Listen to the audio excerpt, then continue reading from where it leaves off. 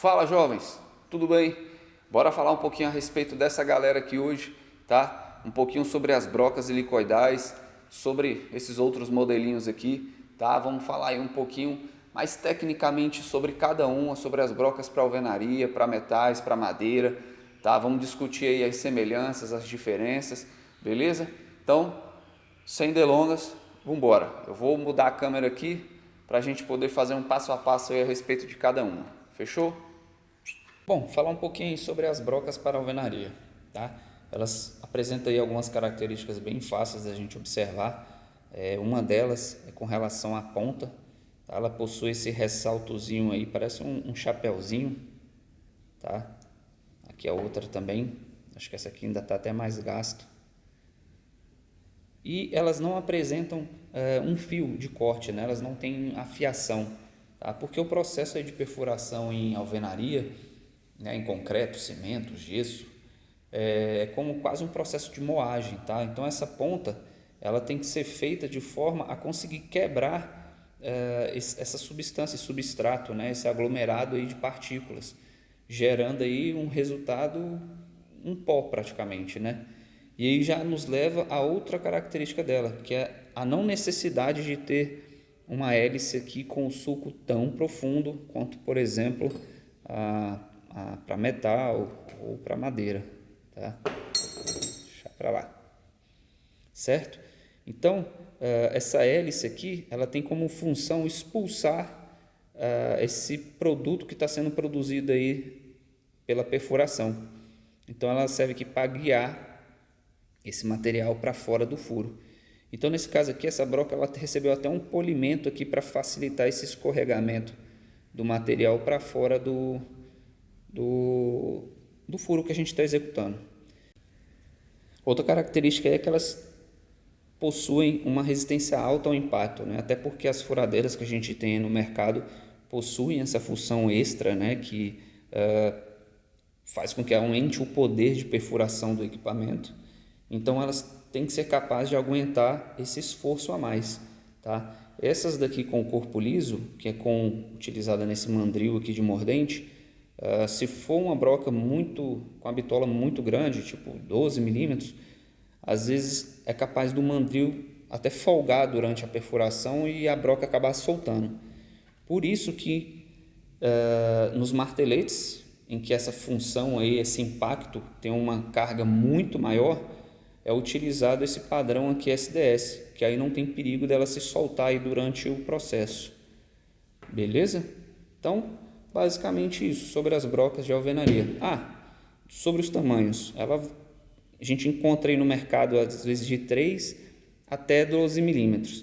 Acima desse diâmetro, a gente já parte, às vezes, para uma serra-copo ou algo do tipo, a serra diamantada, né? Ou já parte mesmo para uma talhadeira, para a gente poder abrir um furo ali muito maior. Tá? Então, o padrão aí que a gente vai encontrar no mercado é de 3 até 12 milímetros. Show? Então, morreu as brocas de alvenaria. Bom, falando aí então sobre as brocas para madeira, vamos seguir mais ou menos a mesma linha de raciocínio. Vamos observar que a ponta dela é completamente diferente da outra que a gente estava analisando. Primeiro, pela presença dessa ponta aqui. Segundo, pela essa inclinação aqui dessa entrada, da aresta da entrada. E pela presença também de fio, né, de afiação, tanto na entrada aqui quanto nessa aresta da hélice. Tá? Falando sobre a hélice, vocês podem ver que ela possui uma profundidade bem maior do que a outra, certo? Ela é mais larga e não precisa também desse acabamento polido aqui dentro. Então, para que serve, o que implica, né, essas características? Primeiro, essa pontinha ela vai servir para executar um pré-furo no local que você demarcou, para que essa broca ela não escape sobre a superfície, ela não fique passeando ali. Por quê? A superfície da madeira, por mais aplanada que esteja, mais lixada, ela é uma superfície regular. Ela é formada por fibras ali ordenadas de forma aleatória e que, se não houvesse essa ponta, a probabilidade de você começar um furo e ela inclinar ou ela escapar para o lado é muito alta, certo? Então essa pontinha aí, ela é fundamental para a gente executar a perfuração exatamente no local que a gente desejou. E vocês vão ver que essa pontinha, ela não está presente somente na broca helicoidal. Ela vai estar presente na broca chata, na broca Forstner, em várias outras, tá? Que são brocas também destinadas aí à perfuração em madeira. Beleza?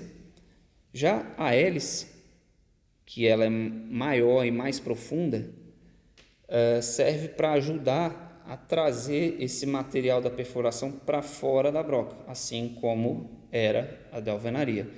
Porém, a gente não precisa desse polimento porque as partículas são muito maiores, tá?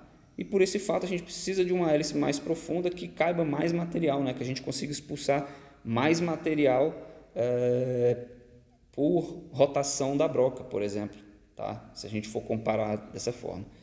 E você não vai encontrar aí brocas de madeira com o engate SDS. Aliás, eu nunca vi, acho muito difícil encontrar, porque não se usa função impacto nem martelete quando você está perfurando madeira, tá? Então é mais ou menos, é muito mais um trabalho de velocidade, de avanço e de rotação do que força, né? Força de impacto, certo? Então, essas aqui são as características da broca de alvenaria e da broca para madeira. Já estou misturando tudo. Sobre os tamanhos, tá? Nós temos aí também tamanhos aí de 3, que vai variar de 3 até 12 milímetros, 12, 14 milímetros. A partir deste diâmetro, a gente já começa a trabalhar com as brocas chatas, né? Essa aqui, por exemplo, é de 22 milímetros. Então, vocês podem observar a mesma característica, uma ponta central, que comparando com a broca helicoidal. Aqui a gente tem uma Forstner, né, para fazer um rebaixo ou para fazer um furo. Essa aqui é de 35 milímetros. Novamente, a pontinha está ali, certo? Então, essas são as características básicas aí das brocas para madeira. Então, vou colocar aqui novamente elas lado a lado, tanto a de madeira quanto a de alvenaria, para vocês verem aí já a diferença entre elas, certo? Brocas para metais, talvez é a categoria que apresente uma maior diversidade em bitolas e comprimentos. Você pode achar aí a partir de 2 milímetros até 15, 16. Acima disso e abaixo disso é para aplicações bem específicas dentro de uma indústria, tá? E você ainda pode encontrar bitolas intermediárias de 4,5, 5,5, 6,5, que a gente não encontra nos outros tipos de broca. Este padrão aqui que nós temos, vamos observar a ponta. Deixa eu tirar essa outra aqui.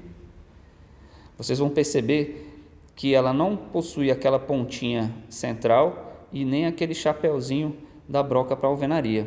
Porém, ela apresenta um ponto extremamente importante, que é a angulação formada por essa aresta aqui de corte e essa aqui. As brocas comuns que nós vamos achar aí no mercado, elas vão variar aí de 118 a 120 graus. Eu vou mostrar para vocês aqui, essa aqui, ó. Estamos aí próximo a 120 graus, tá? Que elas são destinadas aos materiais do tipo aço carbono, do ferro fundido, até da chapa inox, que são materiais que a gente trabalha com mais frequência. Para os outros materiais e também para os metais não ferrosos, como o alumínio, o cobre e as ligas, esse ângulo ele vai variar, porque ele vai mudar de acordo com a dureza da superfície desse material que a gente vai executar a perfuração. Mas, para o nosso dia a dia aqui, para o nosso fazer, 118 a 120 graus. Na hélice da broca, vocês podem perceber que ela possui aí uma profundidade, né, um sulco bem mais profundo. Ela pode trazer aí ou não um fio de corte nesta aresta. Existe também um valor pré-determinado para esse ângulo aqui, certo? mas isso são características para a fabricação da broca, não vem ao nosso caso aqui do uso cotidiano. E vamos observar também que a parte lisa da broca, ela não apresenta aquela reentrância da broca SDS, ou seja, ela não foi feita para trabalhar com os mandris de engate rápido. Por quê? Não se usa a função impacto nem martelete para perfuração em metal. Outro ponto importante da hélice é que ela vai servir de conduto, né? Ela vai guiar esse material para fora, torcendo ele de forma contínua. Ou seja, se você tiver uma fiação perfeita aqui, a broca centralizada, uma velocidade de avanço, de rotação boa, o produto que você vai gerar aqui é um cordão, né, que nós chamamos de cavaco, completamente contínuo e torcido, certo? Caso você esteja perfurando e esse cavaco comece a sair em pedaços, quer dizer que você está com algum problema em algum desses pontos, ou velocidade, ou afiação, ou a broca descentralizada, este pontinho aqui esteja fora deste centro, correto? Algumas outras brocas aqui só para a gente exemplificar, né? Nós temos então a helicoidal, essa é de 15, nós temos essa aqui de 3 milímetros, nós temos outro modelo aqui chamado de broca escariadora. Além de perfurar, eu posso correr ela nesse sentido aqui, de forma a alargar ou abrir um rasgo assim no material. Porém, não indico para ninguém, porque eu só consegui fazer isso, utilizar isso aqui em plástico. Nem em madeira eu consegui, porque ela acaba queimando a madeira e não faz o que tem que ser feito. Então assim, acho que para mim não valeu a pena. Temos este outro modelo aqui, que é chamado de broca escalonada. Essa, se você tiver condição, eu recomendo. É uma broca bem mais cara, porém você pode executar com a mesma broca, neste caso aqui, uma perfuração de 6 milímetros até 30, tá? Numa chapa de até 3 milímetros de espessura. 3 não, acho que 6 milímetros de espessura.